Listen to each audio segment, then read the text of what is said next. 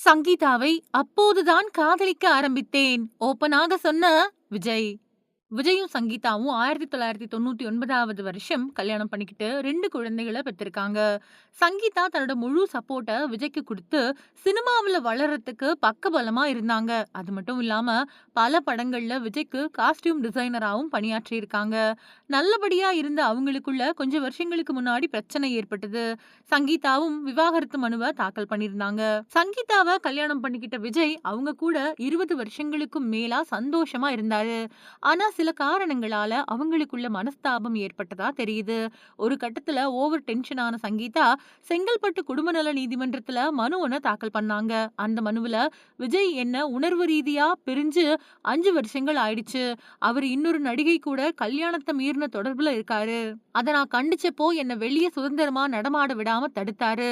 பொருளாதாரத்தையும் முடக்குனாரு. நடிகையும் விஜயும் சேர்ந்து வெளிநாடுகளுக்கு போறாங்க. அப்போ எடுக்கப்பட்ட புகைப்படங்கள அந்த நடிகை பொதுவெளியில பகிர்றாங்க. இதன் காரணமா என்னோட குழந்தைகளுக்கும் குடும்பத்துக்கும் அவமானம் ஏற்பட்டது. இந்த விஷயத்துல என்னோட கணவர் மூலமா எனக்கு நெருக்கடி ஏற்பட்டா, நடிகையோட பெயர கூட பொதுவெளியில சொல்லுவேன். அவங்கள 2வது எதிர்மனுதாரரா சேர்ப்பேன் அப்படின்னு குண்ட தூக்கி போட்டிருந்தாங்க. அப்படி அவங்க மனு தாக்கல் பண்ண கொஞ்ச நாட்கள்லயே விஜயும் த்ரிஷாவும் ஒரே கலர் ட்ரெஸ்ல கல்யாணத்துல கலந்துக்கிட்டாங்க. அதனால சங்கீதா குறிப்பிட்டிருக்கக்கூடிய நடிகை த்ரிஷா தான் அப்படின்னு அடிச்சு சொல்ல ஆரம்பிச்சாங்க. அதுக்கு ஏத்த மாதிரி விஜய் கூட பொது வெளிகளுக்கும் அந்த நடிகை வர ஆரம்பிச்சாங்க. சூழல் இப்படி இருக்க சமீபத்துல வழக்கு விசாரணை நடந்துச்சு. முதல்ல இந்த வழக்க சீக்கிரமா முடிக்கணும் அப்படின்னு சங்கீதாவோட வழக்கறிஞர் கோரிக்கை வச்சாரு. அதுக்கு பின்னாடி கொஞ்ச நேரத்திலேயே இந்த விவாகரத்து மனுவ வாபஸ் வாங்கறதா சொன்னாரு. இத பார்த்து உற்சாகம் அடைஞ்ச விஜய் ரசிகர்கள் அண்ணனும் அண்ணியும் சேர போறாங்க.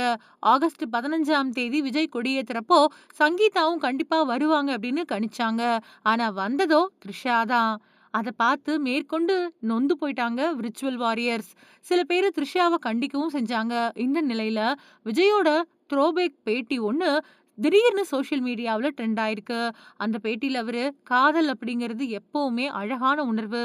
எனக்கும் சங்கீதாவுக்கும் கல்யாணம் நடக்க போகுது அப்படின்னு முடிவானதுமே, அவங்கள நான் காதலிக்க ஆரம்பிச்சுட்டேன். இந்த உணர்வ என்னோட ரசிகர்களும் அனுபவிக்கணும்" அப்படின்னு சொல்லியிருக்காரு.